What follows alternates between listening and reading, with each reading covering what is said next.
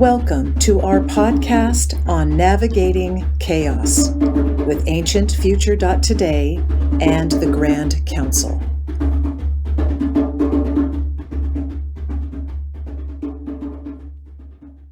Greetings to all of you of this fine day, and today within a navigating of chaos sort of dialogue, or perhaps we are just speaking about it ourselves. If you are not answering in your minds and hearts, then it is not a dialogue. We assume many of you are either taking it in and going, oh, that's interesting, or what the, you know what, or whatever. It is important for you to realize how you interface with information that you take time to listen to. And the fact that you are now listening to this says to us that it has some value to you. And so identify right now, if you will, what value there is for you to listen to something about calibrating as an aspect of navigating chaos.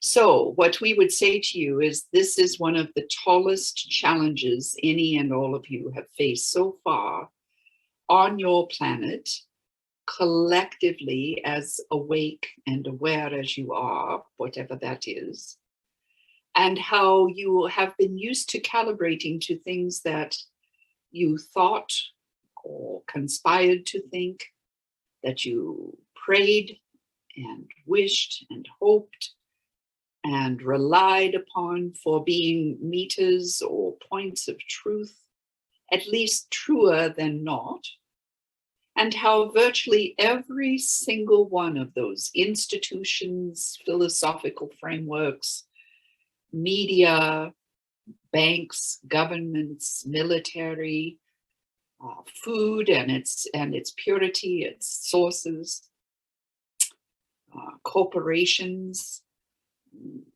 even small businesses who have been found to be corrupt, all of these organizations and systems are starting to reveal the distortions that they have perpetrated, both internally in their own ways and on themselves and their own work, and for centuries, have consciously perpetrated lies and conspiracies and taken advantage of the publics that they serve, so to speak, serve in quotes. And all of this unravels in chaos. All of this starts and increasingly becomes to be transparent. And so all of you who have relied on your churches or your Boys and Girl Scouts or your whatever it may be, and who are now hearing about child molestations at the altar or sex rings at the Vatican or this, that, and the other, are rightly and quite shockingly being awakened into the possibility that there is corruption everywhere. And rather than, we never do suggest that you point your fingers at, get angry with, although we have in this series suggested that you complain long enough and loud enough and searchingly enough to figure out what you're really upset with and what you can do about it. And then to get on with doing that without blame, without shame.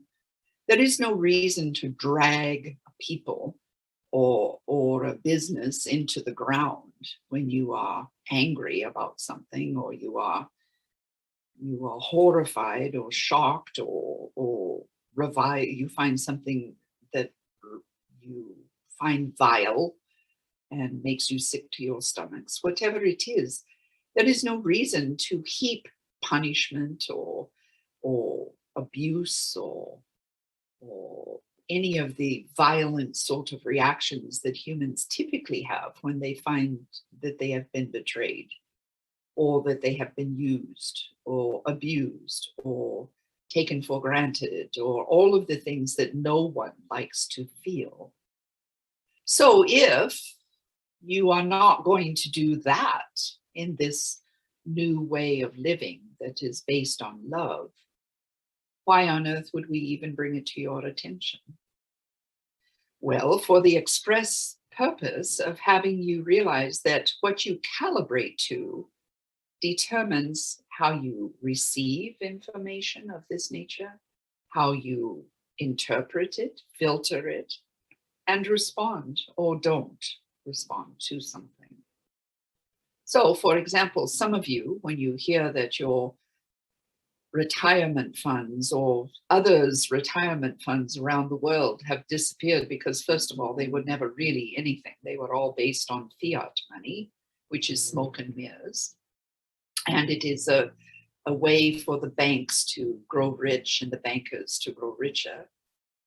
Then it will have some impact on your lives, especially because you will not be able to count on those monies being available to you when these banks then declare bankruptcy. And this is allowed by the governments that have been in collusion with these banks for these many centuries. And so then you could be angry at your government for passing legislation that advantages a bank, or a pharmaceutical industry who are now exempt and have been exempt from any sorts of lawsuits against them for the very kinds of things that people are experiencing now and wishing to have retribution or some sort of compensation for losses or injuries or death or whatever it may be, to say nothing of cover-ups of the truth. So how do you calibrate? To where do you calibrate in these moments? Well, our wish for you, especially if you consider yourself to be a master on a masterful journey, which we believe everyone is, whether you are aware of it or not, that there is no one who is not masterful unless they decide they are not and declare they are not. And then they are just a master on a masterful journey who has made that declaration, in our view. So if you are, in fact, a master on a masterful journey, where are you calibrating to for your truth, for your longevity, for your health, for your well-being, for your peace, for your abundance, for your sense of humor, for your ability to see synchronicities and magic, for your abilities to make good decisions and create conditions wherein you thrive? Where are you calibrating? You cannot any longer calibrate to the organizations and the institutions, unless, of course, you wish to give away your sovereign beingness to them and abscond from the responsibilities that you have as a master.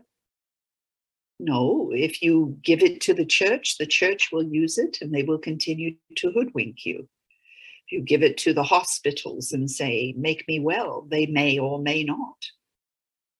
If you give it to the schools and say, educate my child, I wish for their incredible intelligence to be nurtured and grown and challenged in positive ways, well, give that one up.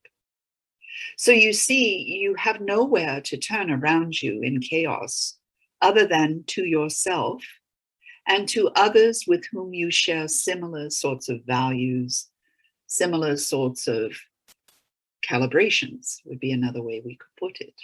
So whether it is to values, activities, philosophies, etc.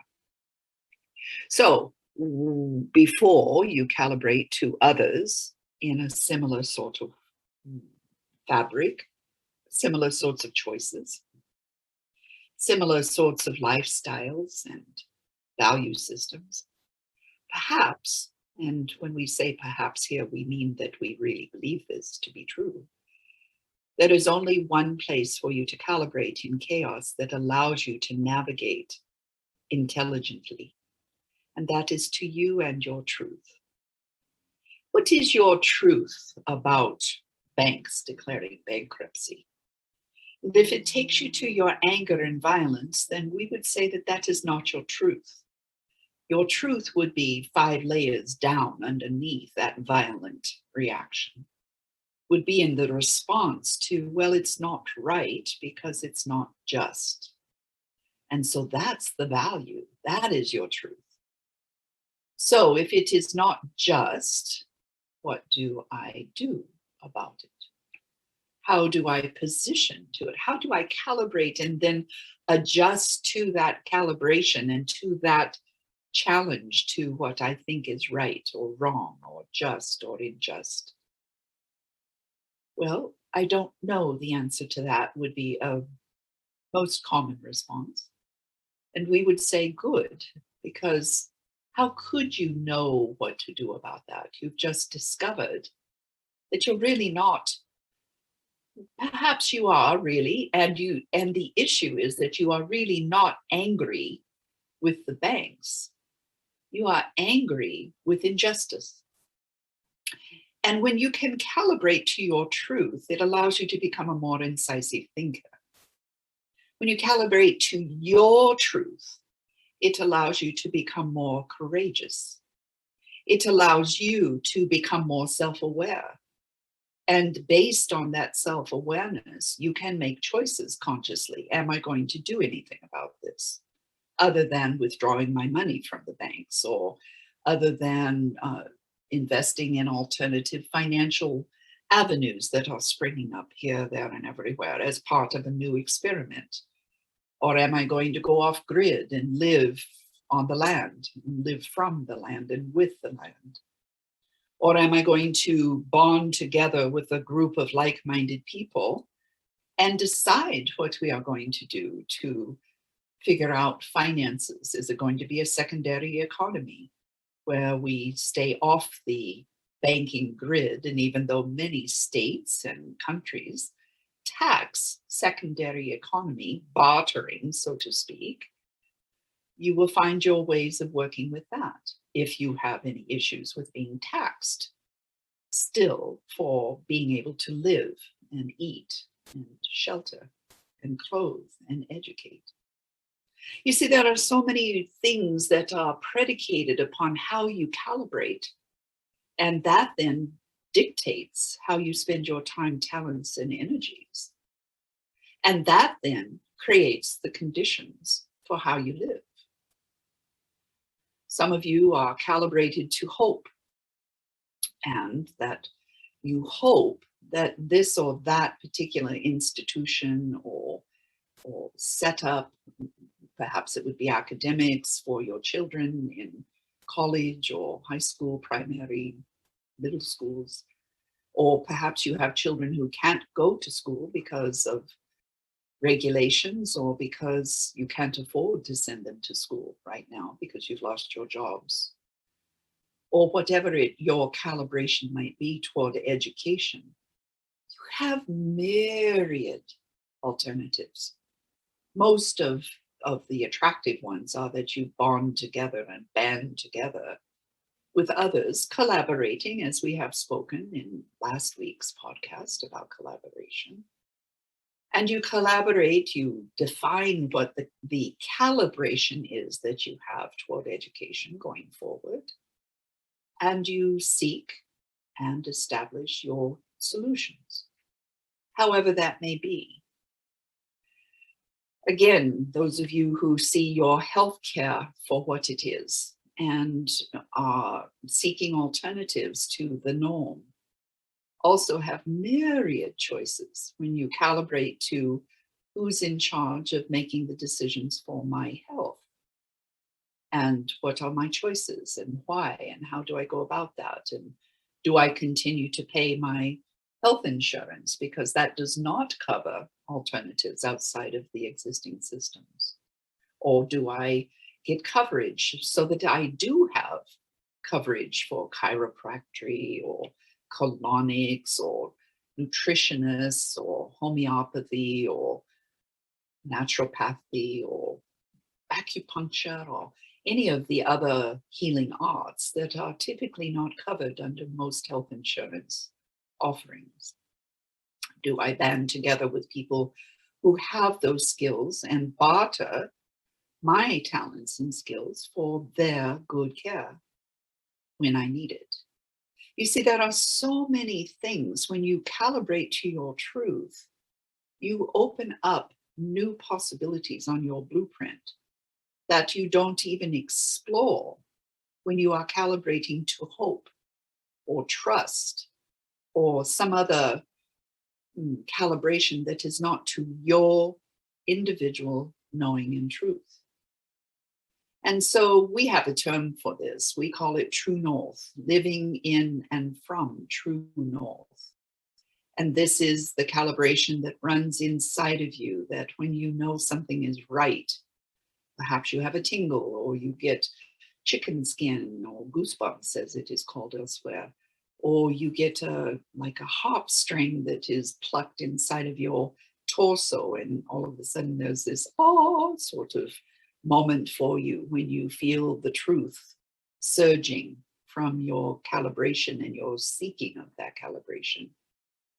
Or perhaps it is just the opposite, when you think something might work and you feel in your body a discomfort, or your tummy starts to act up, or you have a sudden urge to defecate, or you start to sweat, or you feel ill, or you feel off, or you trip and fall, or you have an accident of some sort, or a dark cloud descends on you in your brain or your mood. And then all of a sudden you go, wait a minute, what is my truth about this? And you revisit it, and then you get the calibration.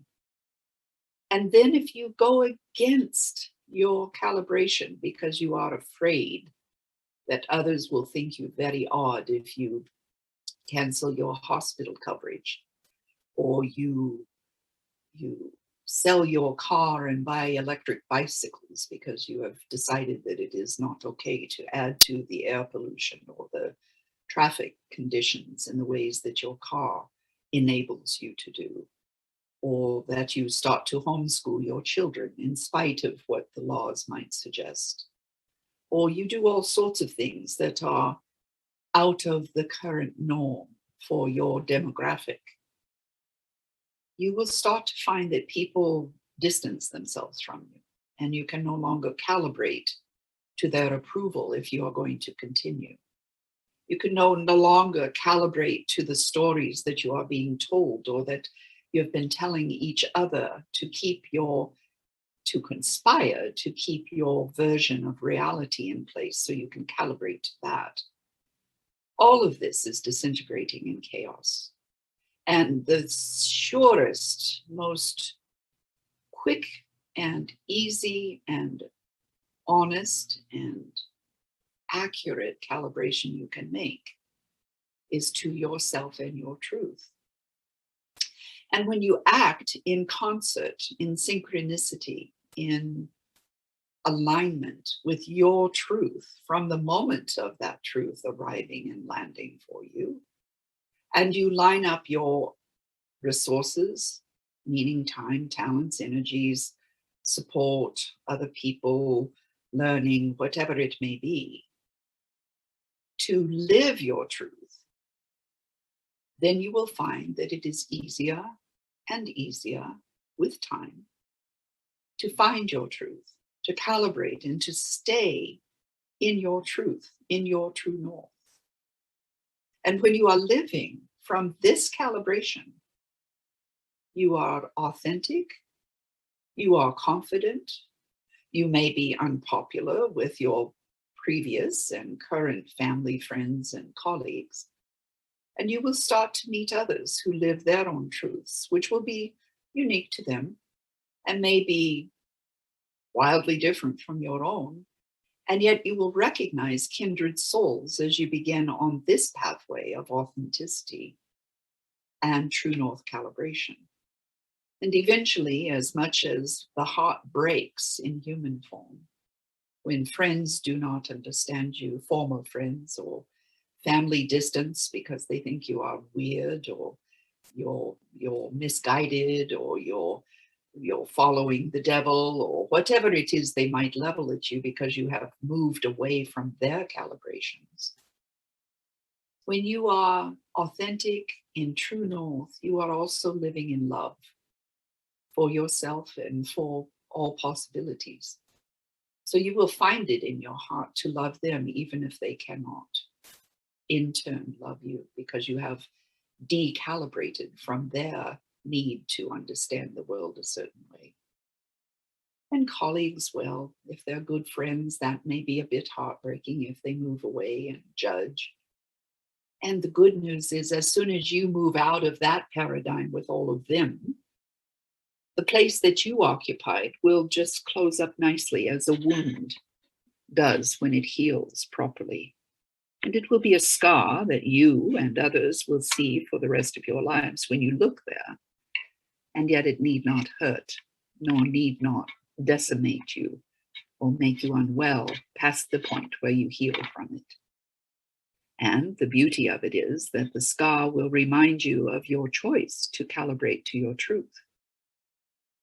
So however you get your battle wounds, and whatever it is that you calibrate to, make sure that it is something that you know is your truth, or that you desire to explore as a possible new truth, because it will be worth your time to at least move yourself out of the routine ways of being truthful. And it will move you into a renewed sense and commitment to your own truths. And let them be dynamic, for as all of you navigate chaos, one truth you must know about chaos that is true for you all and true for everywhere that is chaos is that everything changes all the time. It does not get static for a moment. So your truth must be influenced and available to change when it is right for you, when it is right action for you. Do not settle from one truth to another and then settle in and never calibrate again.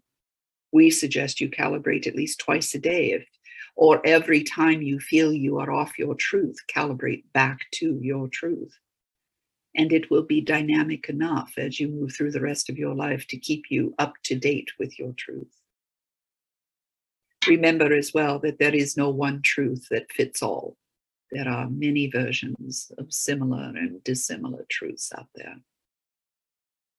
We rely on each of you as masters on Masterful Journeys in a conscious exploration of this, to be honest with yourselves that you know that truth is not static, that you know that you are the only one who knows what your truth is and is designed to be in your masterful journey. We ask you to do the little bit of calibrating that is required to stay current and to stay in your true north, so that you live from this calibration point and that you grow and expand and change and thrive.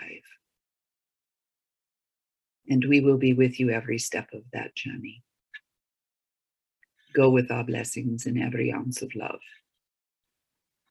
And for now, adieu.